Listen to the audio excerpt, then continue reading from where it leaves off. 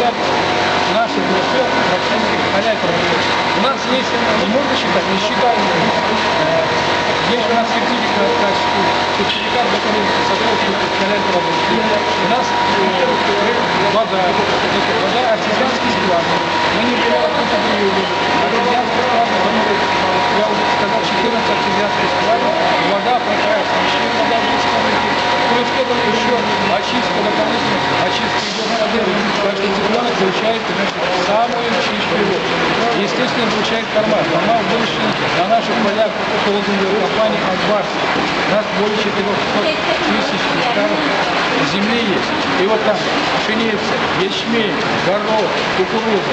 Все это поставляется на наши комбикормовые заводы, где делается полноценный комбикорм, который привозится сюда, прямо специально специализированной машиной. Он нигде не выгружается, он сразу попадает в бункера, а бункеров автоматически все это покупает. Вот о чем это говорит. Никаких продуктов лишних нет. Поскольку такое отношение. И потом, мы не используем, так называемую мясокосную муку. Многие практикуют, и даже это в Европе есть, некоторые хозяйства, что мясокосная мука.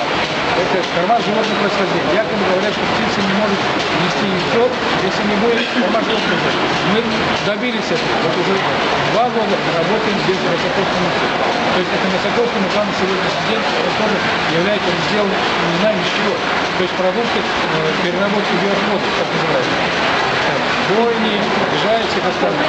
Вот это яйцо, на самом деле, это яйцо, оно соответствует всем стандартам. И потом плюс к этому что? Яйцо. Потому что это продуктовые изделия. Сегодня его упаковали, видите, упаковочка идет, произвели упаковку.